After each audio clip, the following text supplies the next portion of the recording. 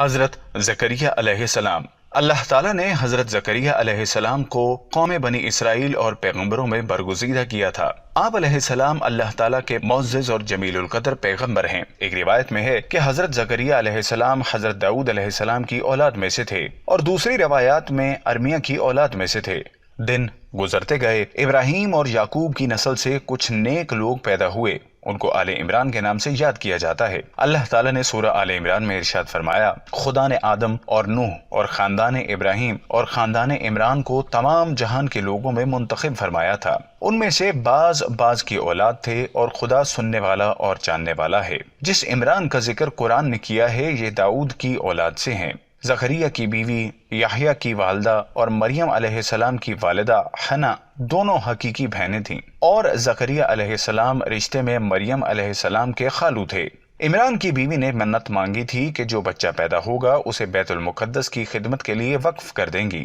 حضرت مریم علیہ السلام کی پیدائش کے بعد جب انہیں بیت المقدس میں لایا گیا تو ان کی کفالت کی ذمہ داری اللہ نے حضرت زکریا علیہ السلام پر ڈالی۔ آپ علیہ السلام بنی اسرائیل میں معزز کاہن مانے جاتے تھے۔ حضرت زکریا علیہ السلام کی کفالت میں مریم علیہ السلام نے بہت اچھی پرورش پائی، اور وہ نیک اور عبادت گزار اور بہت زیادہ سچ بولنے والی تھیں۔ سورہ آل عمران۔ تو پروردگار نے اس کو پسندیدگی کے ساتھ قبول فرمایا اور اسے اچھی طرح پرورش کیا، اور زکریا کو ان کا متکلف بنایا۔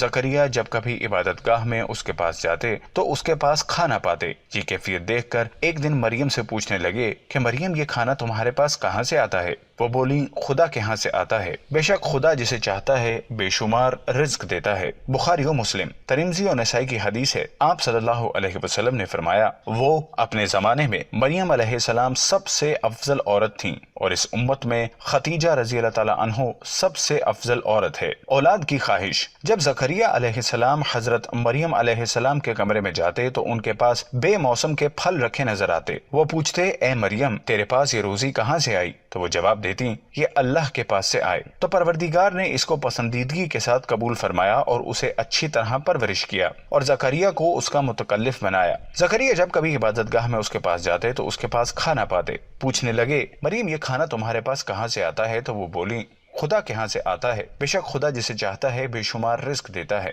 زکریا نے ان کی فضیلت دیکھی تو ان کے دل میں بھی اولاد کی خواہش پیدا ہوئی، اور اس وقت تک بے اولاد تھے۔ عمر 100 سال سے زائد تھی، بیوی 90 سال کی تھی۔ اولاد کی شدید تمنا کے باعث انہوں نے اللہ سے مدد مانگی۔ ترجمہ: یہ تمہارے پروردگار کی مہربانی کا بیان ہے جو اس نے اپنے بندے زکریا پر کی تھی، جو میری اور اولاد یعقوب کی میراث کا مالک ہو، اور اے میرے پروردگار، اس کو خوش اتوار بناؤ۔ زکریا علیہ السلام اپنے دور میں اکیلے ہی نبی تھے۔ ان کے دور میں اصحاب و رشتہ دار میں کوئی قابل آدمی نہ تھا، تو ہم نے ان کی پکار سن لی اور ان کو یحییٰ بخشے، اور ان کی بیوی کو ان کے حسن معاشرت کے قابل بنا دیا۔ یہ لوگ لپک لپک کر نیکیاں کرتے اور ہمیں امید سے پکارتے اور ہمارے آگے عاجزی کیا کرتے تھے۔ دعا کی قبولیت اور یحییٰ علیہ السلام کی خوشخبری سنائی۔ زکریا علیہ السلام یہ سن کر خوش ہوئے اور حیران بھی، کہنے لگے، پروردگار، میرے ہاں کس طرح لڑکا ہوگا جس حال میں میری بیوی بانجھ ہے اور میں بڑھاپے کی انتہا کو پہنچ گیا ہوں؟ اللہ تعالیٰ نے جواب دیا، حکم ہوا کہ اسی طرح ہوگا۔ تمہارے پروردگار نے فرمایا ہے کہ مجھے یہ آسمان ہے کہ میں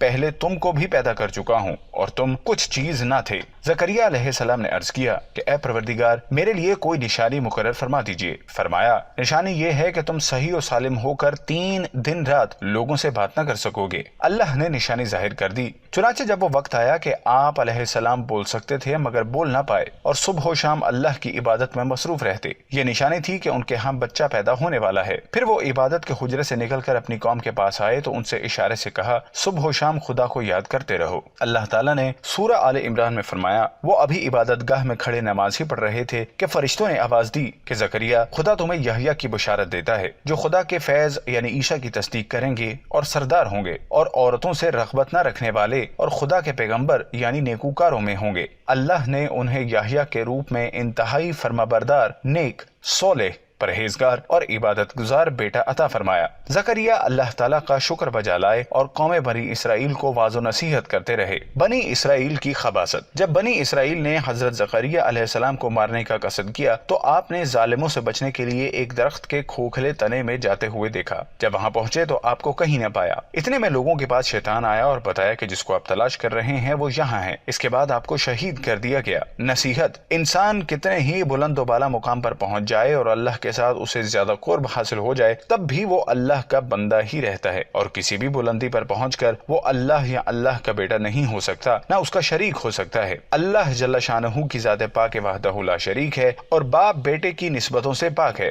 लिहाजा हमें अपने आप को लम्हे लम्हे गुमराही से बचाना चाहिए ताकि अल्लाह की पकड़ से बचे रहें। इसके लिए ईमान की मजबूती हद दर्जा लाजिम है। ईमान के लिए लाजिम है कि उसके साथ इस्लाम भी पाया जाए। इसी तरह हकीकी इस्लाम के लिए शर्त है कि इसके साथ ईमान भी हो। ईमान दीन की हर उस बात को दिल से सच्चा मानने और जुबान से उनका इकरार करने, अपने अमल से उसको जाहिर करने का नाम है जो अल्लाह ताला ने अपने बंदों पर मुकर्रर कर दिया, जबकि इस्लाम इताअत, फर्माबरदारी और अमल करने का नाम है। अल्लाह ताला हमें परहेजगारी अता फरमाए और दीन इस्लाम की तालीमात पर पूरे तौर पर अमल पैरा होने की तौफीक अता फरमाए।